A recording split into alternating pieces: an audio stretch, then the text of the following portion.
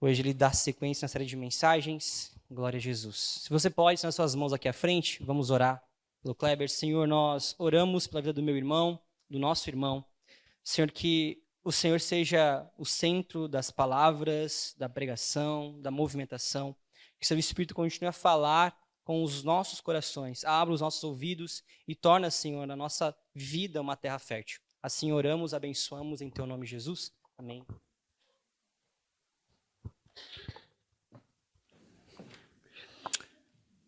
Amém, meus irmãos, boa noite, que a graça e a paz esteja com todos vocês, amém? Vocês estão aí? Glória a Deus. Abra comigo, por favor, sua Bíblia, em Eclesiastes, capítulo 2, o livro do Eclesiastes, capítulo 2. Eu tenho uma dura missão pela frente hoje. Eu sou um pregador pentecostal. Assim, as pessoas pelo menos falam isso, né? E eu estou com a minha voz comprometida, irmãos. Então, vocês orem por mim, tá bom? Obrigado, Thaís. Por favor. Eclesiastes capítulo 2. Como vocês sabem, irmãos, nós estamos numa série de mensagens que tem por tema uma vida divinamente desequilibrada.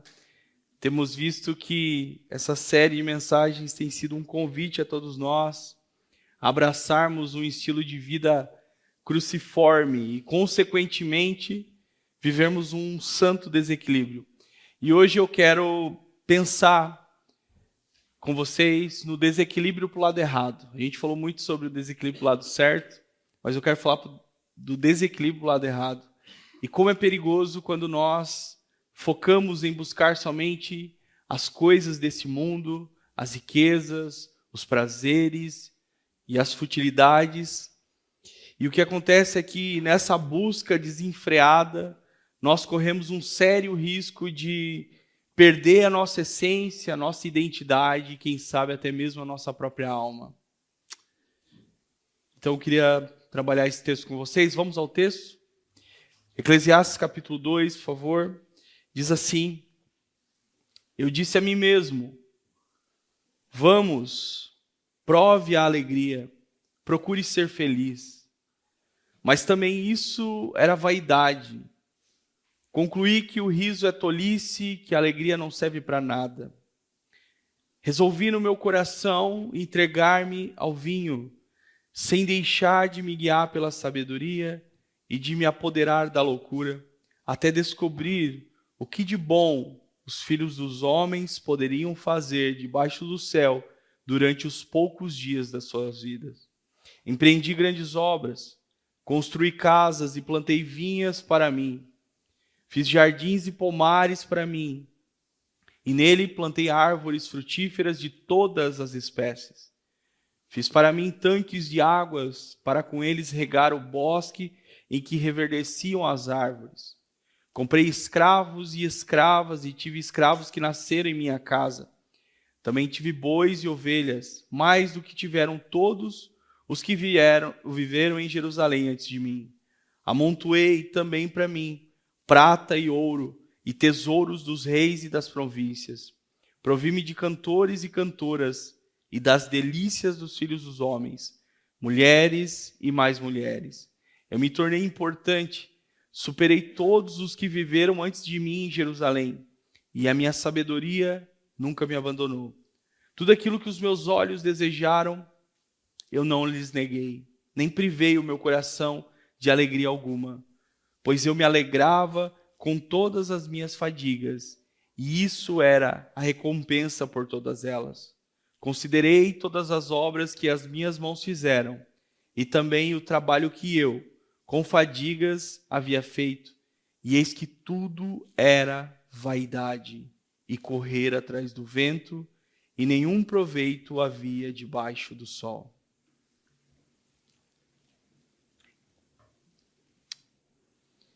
Que a espada do Espírito fira os nossos corações nessa noite.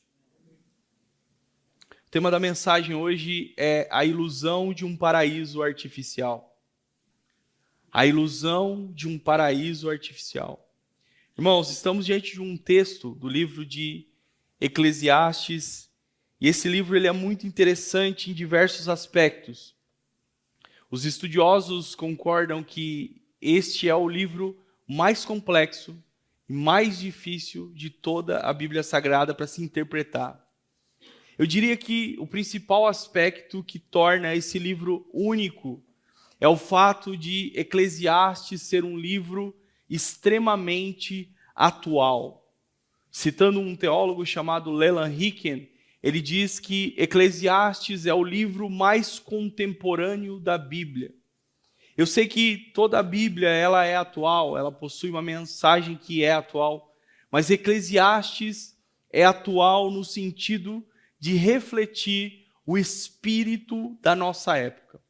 Parece que Eclesiastes foi escrito para o nosso tempo, para a nossa geração, tratando e trabalhando as crises que assolam os nossos dias.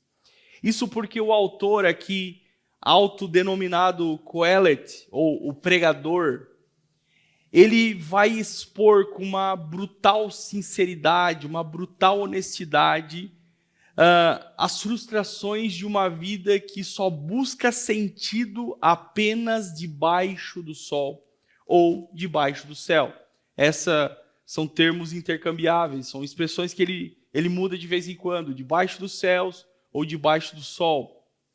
Então, essa expressão reflete, que vai aparecer recorrentemente em todo o livro, reflete a ideia de uma vida meramente horizontalizada, que não tem Deus como seu ideal, uma vida que Deus não está no centro, uma vida que só busca o prazer, a satisfação e a autorrealização, tudo isso à parte de Deus. É a busca da felicidade tirando Deus da equação. É desfrutar dos prazeres da criação, sem se relacionar ou sem dar glória ao Criador. É viver como se Deus não existisse. Óbvio que esse é um pecado do homem caído. É só você ler Romanos que você vai ver que isso é um fato desde o Éden, desde a queda. Mas essa filosofia que eu estou falando para você, ela retrata muito bem o homem pós-moderno. Eu digo isso porque nós vivemos na era chamada pós-modernidade. Eu não quero enfadar você já na introdução da mensagem, mas eu preciso falar um pouquinho sobre o que é o espírito da pós-modernidade. E quando eu digo espírito, eu não estou falando de nenhuma entidade demoníaca, não estou falando de nenhum Satanás, não é nada disso. O espírito da pós-modernidade é aquilo que move, ou seja, o modo de agir, o modo de pensar, o modo de sentir dos dias os quais nós vivemos.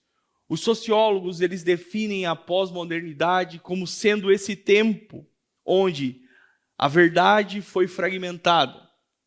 Os relacionamentos, eles são líquidos. Eles não são mais sólidos como antigamente. O sentido virou uma questão individual e a vida passou a ser medida pelo prazer e pelo consumo. É um tempo dominado pelo materialismo, onde o ter vale mais do que o ser, e pelo existencialismo, onde cada um tenta construir a sua própria razão de viver sem qualquer referência ao eterno.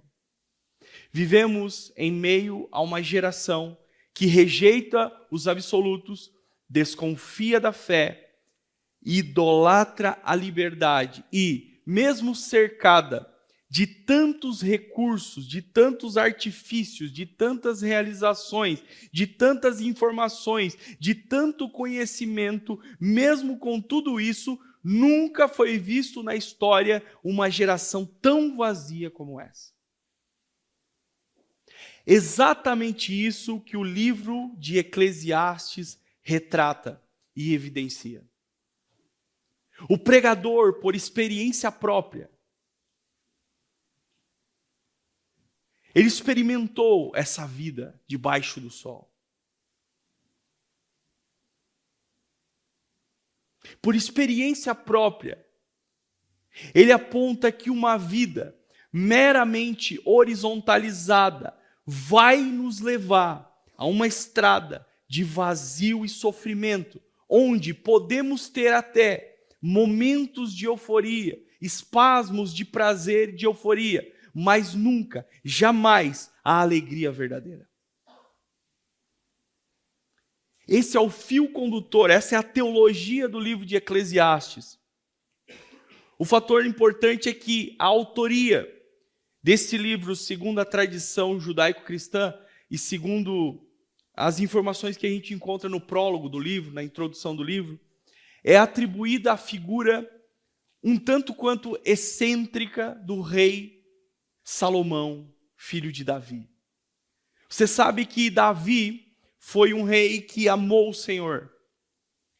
Ele tinha um desejo no seu coração de construir um templo para Deus e também de estabelecer a cultura de adoração em Israel. De certa forma, ele conseguiu estabelecer uma cultura de adoração, mas Deus não permitiu que Davi construísse um templo para ele, porque Davi tinha sangue em suas mãos, o próprio Deus vai falar isso. E esse sangue nas mãos de Davi é porque ele teve que lutar muitas guerras, ele teve que lutar muitas batalhas. Davi não teve paz no seu reinado, ele lutou até dizer chega, ele lutou com o filisteu, com a Amalequita, com todos que estavam em sua volta praticamente para proteger o reino de Israel.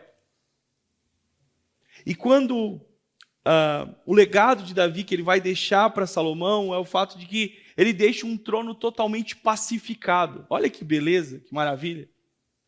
Salomão recebe como herança um trono totalmente pacificado. Ele não teve que pegar em armas, ele não teve que guerrear, ele não teve que fazer nada. O seu pai, Davi, deixou tudo pronto para ele. Só um minutinho. Vocês vão ter que ter paciência comigo, hein? E ele pegou um trono totalmente pacificado. Ele ascende ao trono de Israel quando Davi morre, e ele vai governar por cerca de 40 anos. Salomão governa por cerca de 40 anos em Israel. E nós podemos dividir a vida de Salomão basicamente em 3 fases. Preste atenção, irmão. Primeira fase, os primeiros anos de reinado.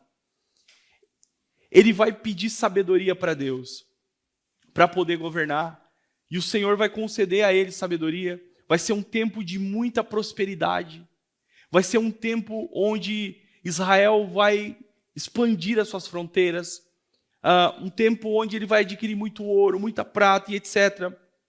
E nessa época também, nesse período áureo, Salomão escreve os livros de Cantares e de Provérbios, nesse período áureo do reino de Israel. A segunda fase é o período muito triste e nebuloso na história do rei Salomão. É certamente desse período que ele se refere aqui no capítulo 2 de Eclesiastes. Um período de desvio moral e desvio da aliança. Salomão começa a fazer alianças políticas e se casar com um monte de mulheres estrangeiras, a ponto, preste atenção, no ápice da loucura, ele construir um templo pagão em homenagem a uma das divindades de suas mulheres. Ele se desvia completamente. Em Deuteronômio, no capítulo 17, Deus dá orientações para os futuros reis de Israel através de Moisés. Quando Israel estivesse estabelecida na terra e tivesse seus reis, os reis deveriam seguir a palavra do Senhor, deveriam seguir a instrução do Senhor. E lá no capítulo 17, olha o que a palavra diz, irmãos. Capítulo 17 de Deuteronômio, versículo 7. Eu vou resumir. Este rei também não deve tomar para si muitas mulheres, para que o seu coração não se desvie, nem deve acumular muita prata e muito ouro. nós vamos ver Salomão fazendo exatamente o oposto daquilo que a palavra dizia ou diz. Olha, 1 Reis capítulo 11, eu só vou ler o versículo 7. Nesse tempo, sobre o monte que fica diante de Jerusalém, Salomão construiu um santuário a Quemos, abominação de Moabe, e a Moloque, abominação dos filhos de Amon. Assim fez para todas as suas mulheres estrangeiras, as quais queimavam incenso e ofereciam sacrifício aos seus deuses. O que eu acho interessante na Bíblia é que ela não passa pano para ninguém. Você já percebeu isso?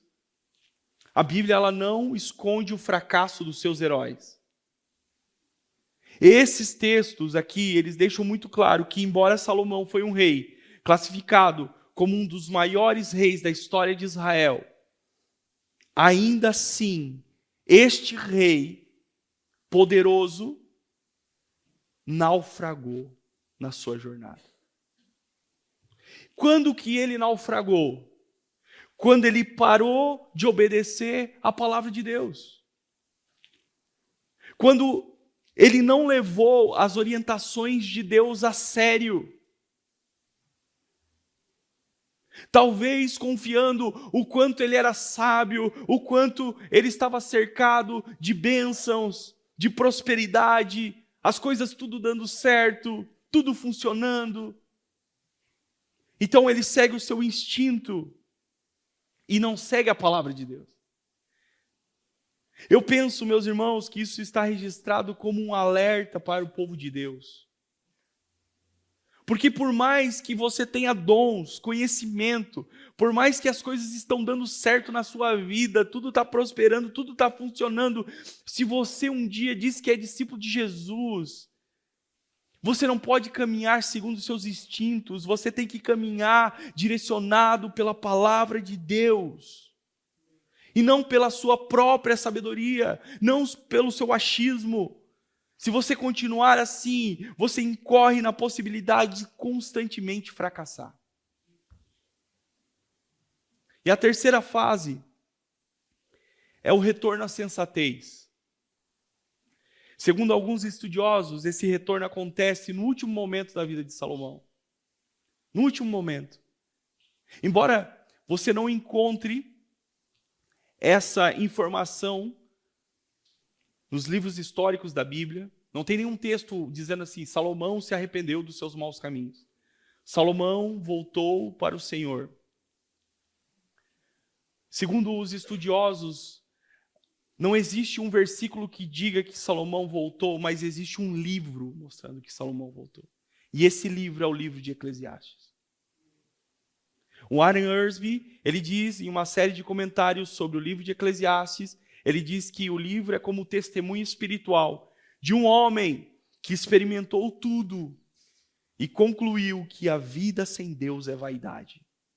Bruce Waltke, ele diz que Eclesiastes é como o testemunho de uma alma que retornou ao temor de Deus após se perder nos caminhos do mundo. Então é isso que nós temos aqui no texto que nós lemos. O pregador refletindo sobre a sua vida debaixo do sol, no tempo onde ele estava perdido em si mesmo. Ele relembra o período que ele se lançou numa busca investigativa, tentando encontrar o sentido para a sua existência. Por isso ele diz no versículo 1, eu disse a mim mesmo, vamos, prove a alegria, procure ser feliz. Mas isso também era vaidade. Concluí que o riso é tolice e que a alegria não serve para nada. Aqui é como Salomão estivesse diante de um espelho, dizendo para si mesmo, Salomão, você merece ser feliz. Busque a alegria, busque a felicidade, se encha de felicidade. A palavra hebraica aqui para provar denota a ideia de experimentar profundamente, é se jogar de cabeça. E foi isso que Salomão fez. Salomão abraçou um estilo de vida. Que estilo de vida? Abre aspas, o que importa é a minha felicidade. Fecha aspas. Ele dizendo, o que vai trazer sentido à minha existência é ser feliz. Ai, como eu me amo, eu vou ser feliz. Eu vou buscar a felicidade. Essa vai ser a meta da minha vida. Eu vou fazer várias coisas que vão me deixar feliz. Qual é o problema aqui, irmão? E que vai se desenrolar a partir disso. É que ele associou a ideia de felicidade a um estilo de vida hedonista, ou seja, que busca prazer a todo custo. Então ele vai se lançar na embriaguez, ele vai se lançar no trabalho, na ocupação, ele vai se lançar na sexualidade, ele vai se lançar atrás de dinheiro. Está entendendo por que Eclesiastes é um livro atual? Porque é exatamente esse discurso que nós encontramos aí fora. Esse é o lema do espírito da nossa época. É ou não é? É só você ouvir as músicas, é só você... É o lema do espírito da nossa época. Faça aquilo que te faz feliz. Só falta assinado, Satanás.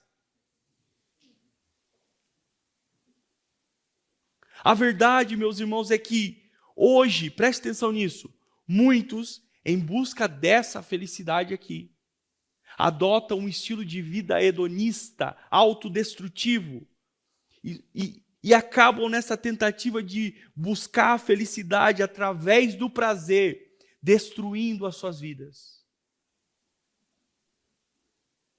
Jogando fora as suas vidas. Destruindo o chamado casamento, porque em algum momento abraçou essa filosofia.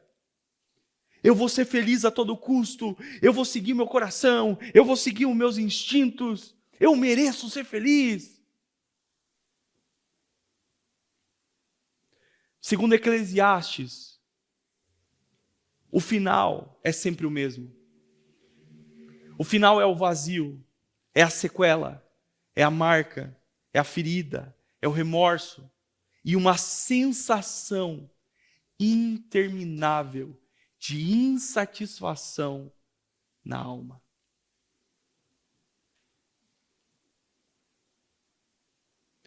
O que o livro de Eclesiastes nos mostra é que a verdadeira felicidade, ela não pode ser encontrada nas coisas criadas ou debaixo do sol.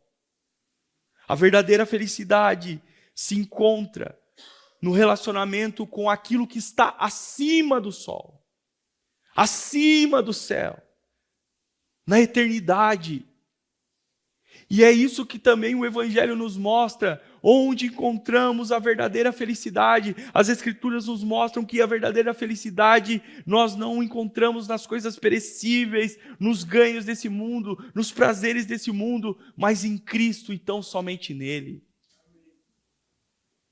Por isso que o salmista diz que na presença de Deus há plenitude de alegria. Na presença de Deus, a plenitude de alegria, ou seja, a verdadeira alegria, nós encontramos nessa relação e nesse relacionamento com o nosso Deus. Escute, e o quanto mais cedo você entender isso, mais cedo você amadurece, mais cedo você cresce em Deus, porque você para de correr errado, para de correr atrás de futilidades, para de correr atrás de coisas e começa a correr na direção certa, na direção daquele que pode dar sentido à sua existência e preencher o seu coração com a paz que excede todo entendimento. Na sequência, ele solta um spoiler da sua investigação. Ele diz, mas eu percebi que isso era vaidade. Percebeu que era vaidade. Eu congreguei não, a gente ia numa igreja, antigamente, que os irmãos diziam que o pecado de vaidade eram as irmãs que usavam brinco e se maquiavam. Isso era o pecado de vaidade. Mas vaidade aqui é um termo que aparece repetidamente e denota a ideia de algo passageiro. O que é o pecado de vaidade, irmão? É se apegar a coisas, é se apegar às coisas que vão ser dissipadas com o tempo. Vaidade é algo passageiro, é um vapor, é uma névoa que rapidamente se dissipa com o vento. Então o pregador nos versículos 1 e 2, ele afirma que a felicidade que você encontra nos prazeres debaixo do sol ou sem Deus, ela não é duradoura. Ela é enganosa, é como uma névoa, ela é ilusória, ela é passageira.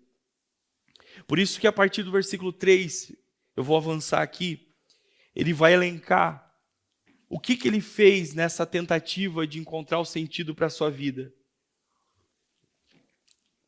E primeiro, lá no versículo 3, ele diz: resolvi no meu coração entregar-me ao vinho. O vinho no Antigo Testamento está atrelado à ideia da alegria. Então o pregador se entregou ao álcool, ao riso, a fim de alcançar essa tão desejada felicidade.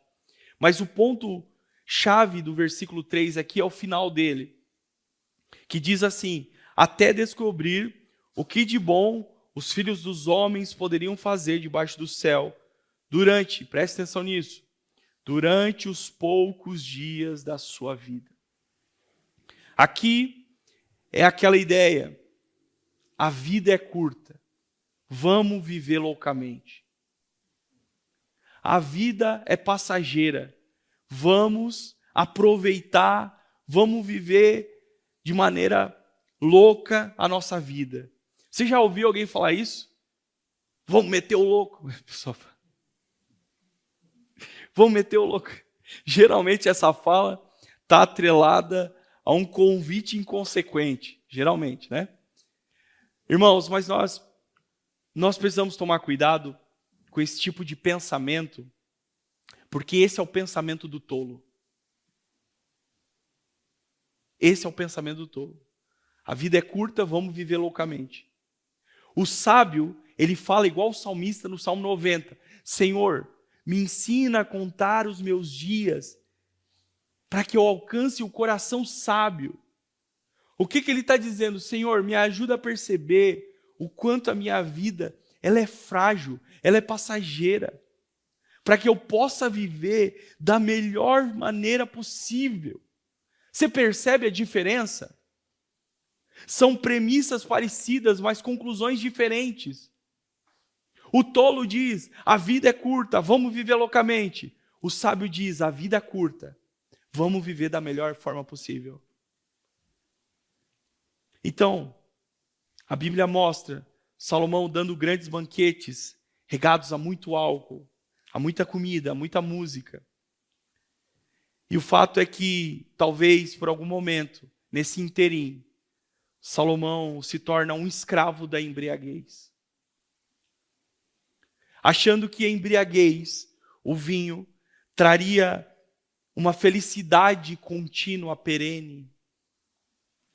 Mas rapidamente ele percebeu que para ter essa alegria, ele precisaria voltar constantemente a esse estado, para ele poder ficar legal, para ele ficar bem, para ele ficar em paz, para ele ficar relax, numa boa. Ou seja, a busca pelo prazer gerada pelo vinho o tornou um escravo. Quando nós olhamos para a sociedade pós-moderna, nós encontramos muitos adotando esse mesmo estilo de vida. É ou não é? A vida é curta. Vamos nos entregar à loucura. E nessa vida guiada pela loucura, escute, acabam se tornando escravos. Escravos de substâncias, escravos do álcool, escravos da embriaguez, escravos das drogas. Achando que estão aproveitando a vida, aproveitando a sua juventude, mas estão, na verdade, correndo atrás do vento. E o pior de tudo é que, além do vazio, além da sensação de insatisfação, você se torna um escravo. E o pior tipo de escravidão é aquela que você acha que não precisa ser liberto. E sim, quando você se entrega às suas paixões, seguindo os seus instintos, seguindo as suas compulsões, você é um escravo. É um escravo de si mesmo. É um escravo dos prazeres.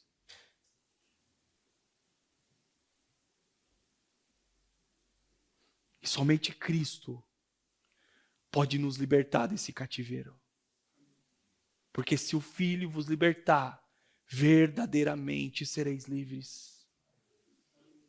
Somente o Evangelho pode nos trazer a consciência que precisamos ser libertos de uma vida autocentrada, de uma vida hedonista. Não se engane, porque a liberdade que o mundo cultua, que o mundo prega, na verdade ela promove escravidão. Então Salomão entendeu que o vinho não deu barato, não deu sentido para a sua existência, não trouxe a verdadeira felicidade. E agora ele vai focar, irmãos, no labor, no trabalho. É o próximo passo. Primeiro é o vinho, agora é o trabalho. Olha lá, versículo 4, vamos ler rapidinho. Empreendi grandes obras, construí casas, plantei vinhas para mim, fiz jardins e pomares para mim, e neles plantei árvores frutíferas de toda espécie. Fiz para mim tanques de água para com eles regar o bosque em que reverdeciam as árvores. Há um detalhe interessante aqui,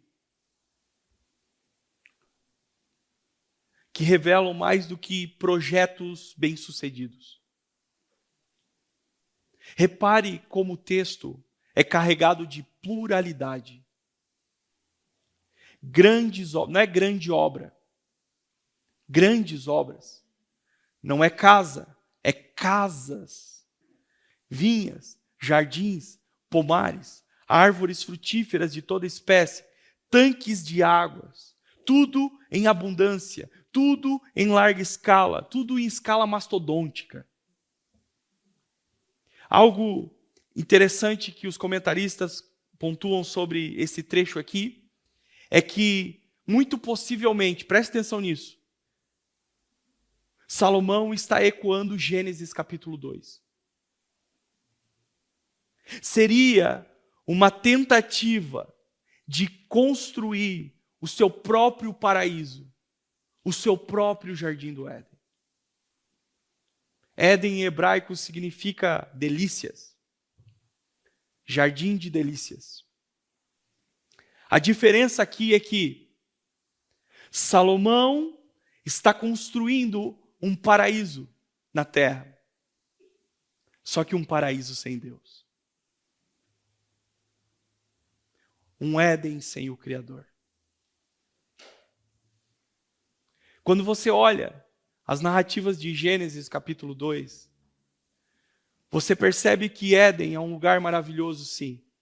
É um lugar extraordinário, esbelto, muito rico, naturalmente falando, na natureza. Mas o Éden, ele é realmente um lugar incrível, porque Deus estava lá. O Éden é o que é, porque Deus estava lá.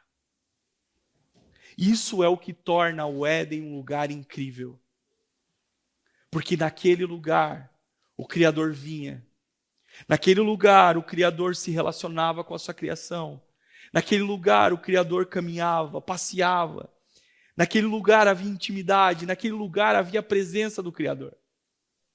A verdade, meus irmãos, é que, após a queda, a humanidade tenta inconscientemente reconstruir ou voltar para esse lugar de plenitude e alegria.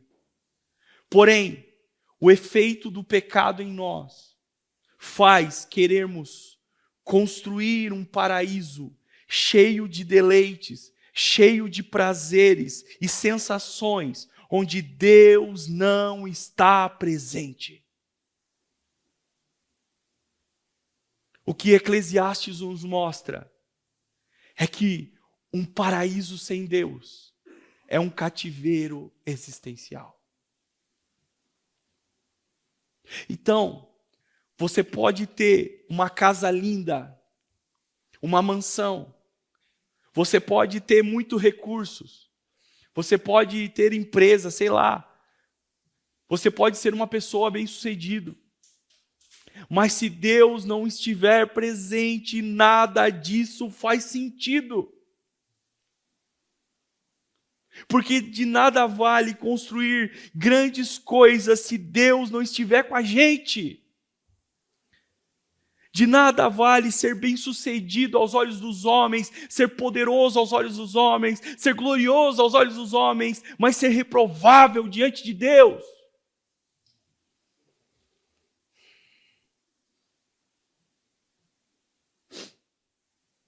Então é isso que ele está vivendo aqui. A ilusão de um paraíso sem Deus. O mais triste, e o que o texto mostra,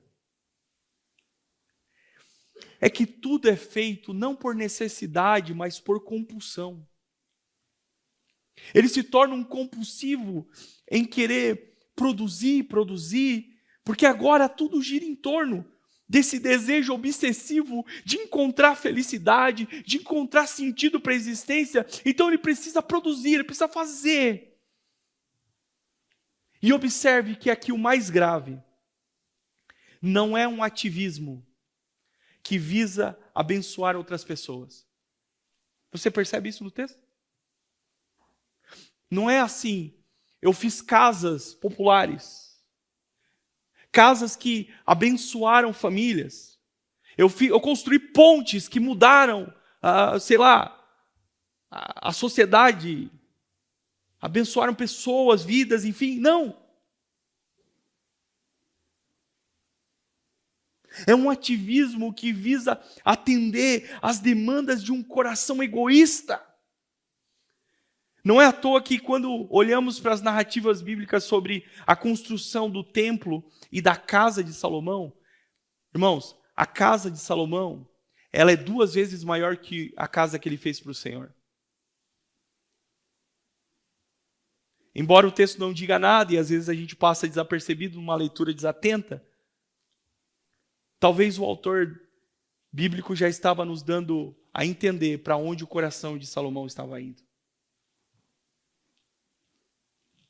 Então ele trabalhou, ele suou, ele se gastou a sua vida, a sua juventude, só para si mesmo. Ele diz, eu fiz para mim. Olha, leia com calma em casa durante essa semana.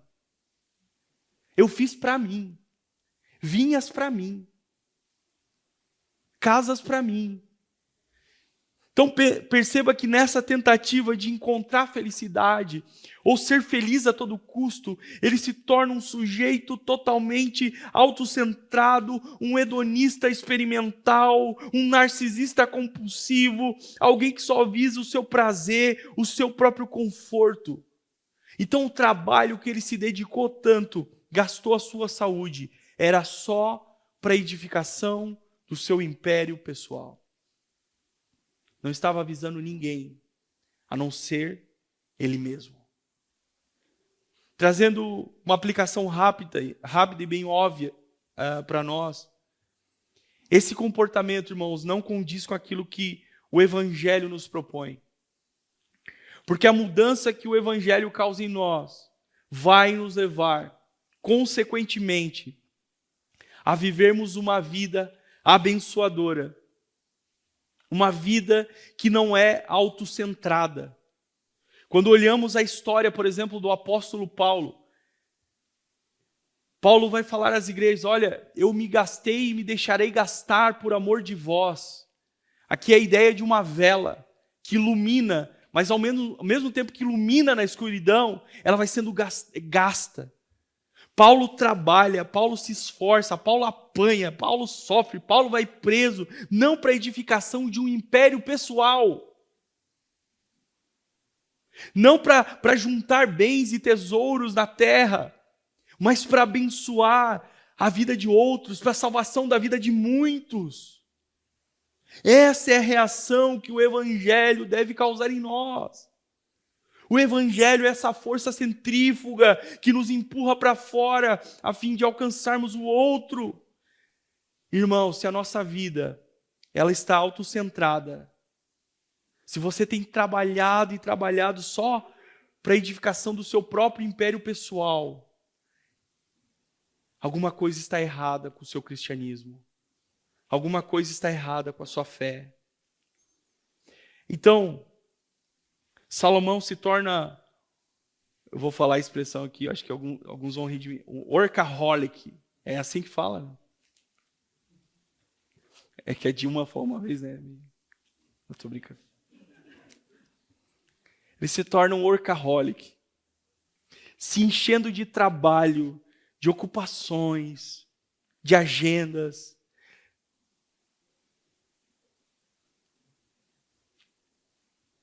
Infelizmente, essa é a realidade de muitas pessoas que buscam encontrar um sentido para a sua vida e se lançam de cabeça no trabalho e tornam um trabalho um Deus. A coisa mais importante das suas existências. Gastam a sua vida, o seu tempo, a sua saúde física, emocional, a sua paz. Em troca disso, sacrificam o seu casamento, a criação de filhos, a vida na igreja, tudo para produzir, adquirir bens. A verdade, irmãos, é que o trabalho excessivo, quando ele não é um dom de Deus, ele é enfado e cansaço. Então atente o que eu vou dizer. Devemos trabalhar sim, se profissionalizar sim, ser bons profissionais na área de atuação, mas nunca devemos esquecer que o que traz sentido à nossa existência não é o trabalho, por mais importante que seja aquilo que você faça. Conheço pessoas, isso não é a historinha da carochinha só para emocionar vocês, eu conheço pessoas, talvez vocês também conheçam, pessoas que se dedicaram a ascender profissionalmente, trabalharam duramente, fazendo horas extras, não tendo férias, não tendo final de semana, não tendo tempo para dedicar à família. E o resultado disso, o preço disso, na verdade, foi muito alto. O carro estava ok, a casa estava ok, mas a família é desestruturada. Isso é muito sério, irmãos, e nós precisamos atentar. Então, Mosaico, se é para gastar a vida, vamos gastar naquilo que vale a pena. Eu vou pular aqui, eu vou dar um salto mortal, twist carpado aqui na mensagem. A culpa não é minha, mas eu tenho que, senão a gente vai terminar muito tarde, tá bom? Eu vou já para a conclusão da mensagem, mas eu gosto muito a forma com que Salomão ele termina o livro de Eclesiastes, irmão. Assim, além de tudo isso que eu falei para vocês, depois leiam em casa, ele se lança no sexo sem limite e no acúmulo de riquezas. A gente poderia falar muito sobre isso. Mas é interessante como ele termina o livro. Então, o capítulo 2 que a gente fez a leitura aqui, está dentro do contexto do livro. Né? Então, é muito interessante como ele finaliza isso. Porque é no final da sua vida. Então, praticamente são as suas últimas palavras. Sabe como que ele termina esse livro, irmão? Ele termina lá no capítulo 12, por 4 vezes, dizendo assim: lembre-se do seu Criador. Pode olhar lá. Lembre-se, lembre-se, lembre-se, lembre-se. Quando a gente estuda a hermenêutica bíblica, um dos princípios da interpretação é que quando um autor antigo, um autor bíblico, ele repetia mais de uma vez uma expressão, ele está querendo destacar uma ideia. E aqui, Salomão, ele não está só querendo destacar. Ele não está só querendo destacar.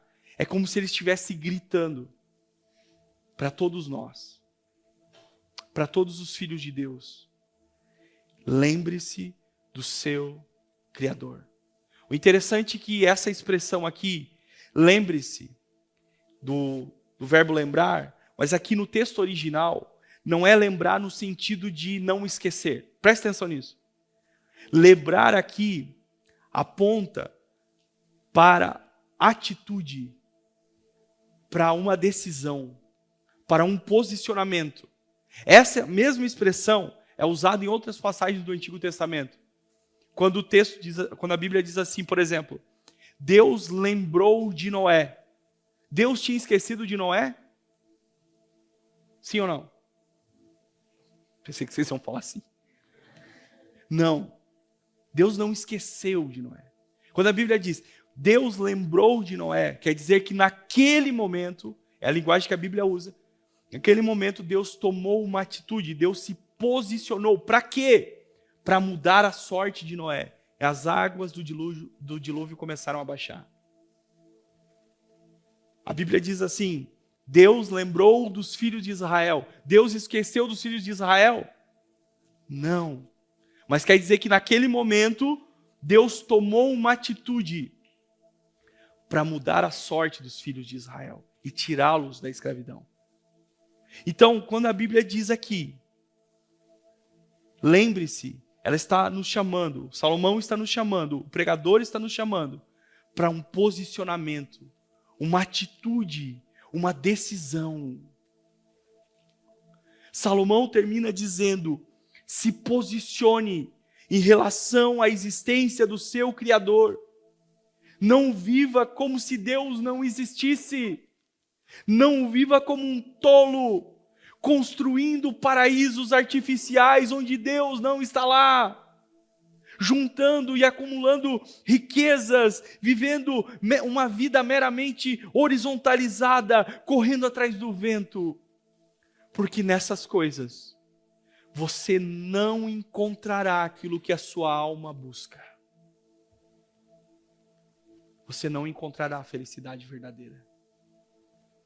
Se posicione diante do seu Criador, aquele que mudará a sua vida, e te dará destino, te dará sentido para a sua existência.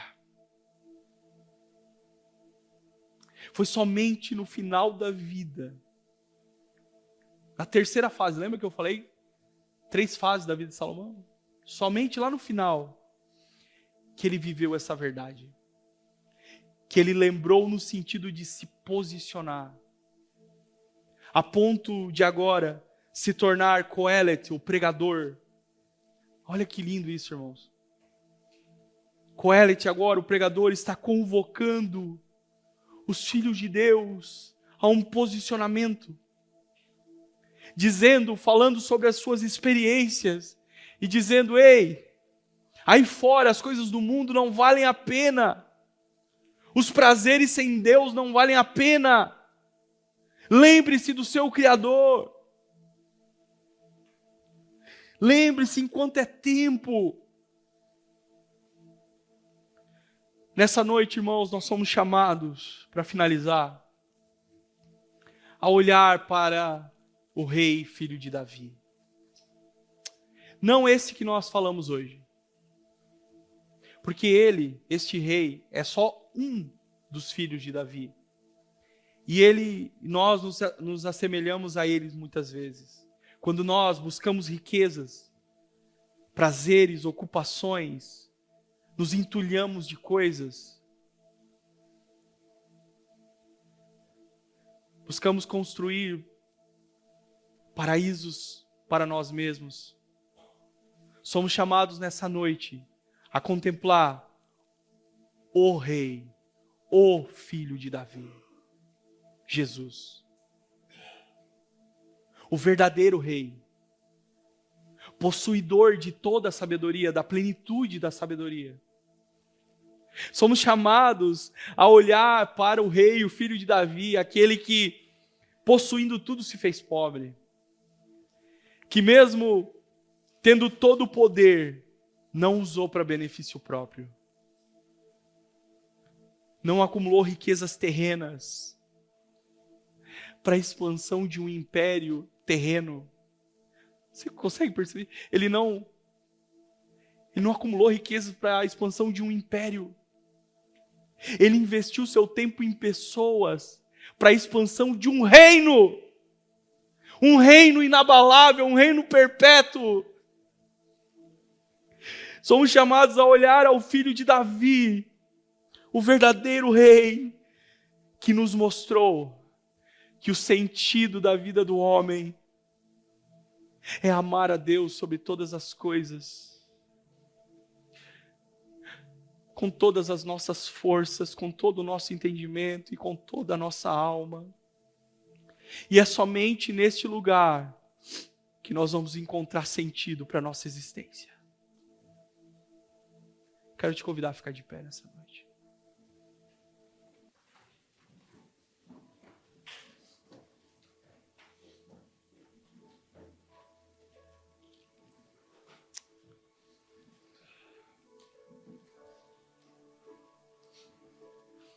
Pode apagar a luz, para a gente ficar melhor aqui.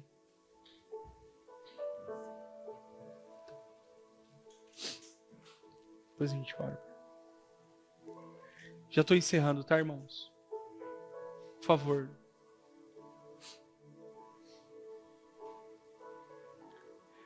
Para a gente encerrar essa mensagem nessa noite. Sabe qual é a maior sentença que as Escrituras vão falar sobre Salomão? E aqui está o sucesso do pregador, Salomão. Está em 2 Samuel 12, 24.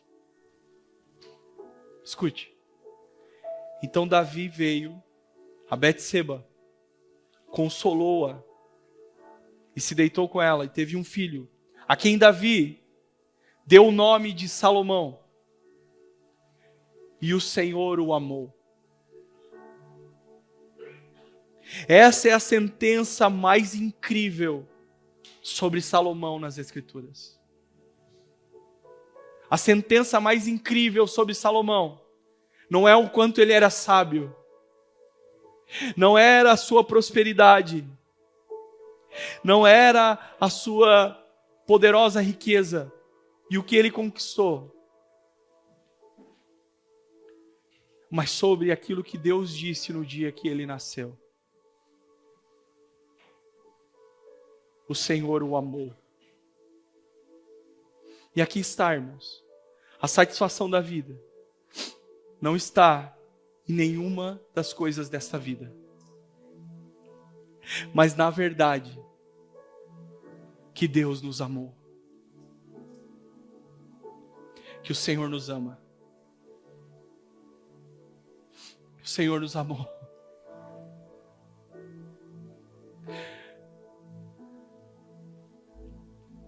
Cada um de nós. Salomão teria evitado muita dor de cabeça se ele tivesse descansado nessa verdade. Talvez você vai evitar muita dor de cabeça se você descansar nessa verdade. O Senhor ama você e você jamais vai encontrar satisfação lá fora. Eu quero orar nessa noite. Vamos orar? Obrigado, Jesus. Só o Senhor sabe como eu cheguei nesse lugar nessa noite.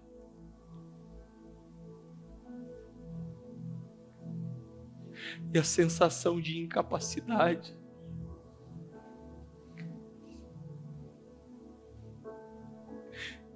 Estava totalmente sem voz e o Senhor, pelo seu Espírito, me ajudou a concluir essa mensagem.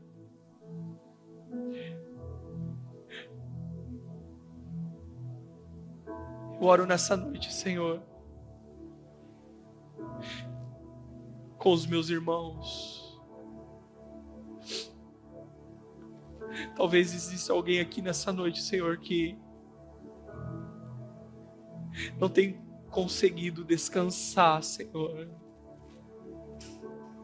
Tem buscado de maneira frenética tantas coisas.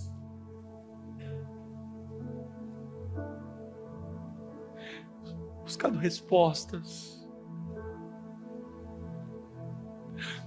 mas o Senhor nos prova nessa noite que nos ama. Eu sinto sua graça neste lugar. Eu sinto autoridade nesse lugar. Obrigado, Jesus. Nos ajuda, Senhor, a viver uma vida que te agrada, Senhor. Nos livra, Senhor, de vivermos obsessivamente construindo paraísos na terra, Senhor. Porque além de tudo, nós sabemos que o Senhor tem nos ajudado, tem nos fortalecido. Obrigado, Senhor, por cada um. Eu peço que o Teu Espírito nessa noite fira alguns corações aqui, Senhor. Fira alguns corações neste lugar nessa noite. Ah, Jesus, o Senhor nos reúne para nos falar do Seu amor, nos falar de onde nós devemos descansar, nos falar que não devemos correr atrás do vento, atrás das futilidades, atrás dos prazeres que se perdem, dos prazeres que passam como uma neblina, como um vapor.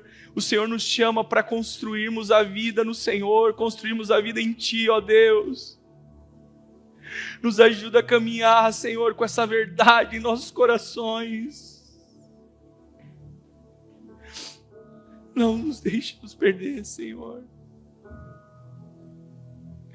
Perder nos devaneios da vida, Senhor. Se existe alguém aqui hoje, Senhor, fraco, alguém que não consegue orar, até quer orar, até quer ter uma vida, uma disciplina espiritual, mas não está conseguindo, que nessa noite o Teu Espírito possa alcançar essa vida, Pai, em nome de Jesus. Em nome de Jesus, Senhor. Nós queremos viver para o Teu reino. E se isso é ser desequilibrado para o mundo, tanto faz, nós vamos ser desequilibrados. Nós vamos viver isso intensamente, Senhor, nos ajuda. Que os nossos olhos se fixem em Ti, Senhor, até que nada mais importe. Assim oramos, Pai, e Te agradecemos em nome de Jesus. Amém e amém. Você pode aplaudir ao Senhor Jesus. Aleluia. Aleluia.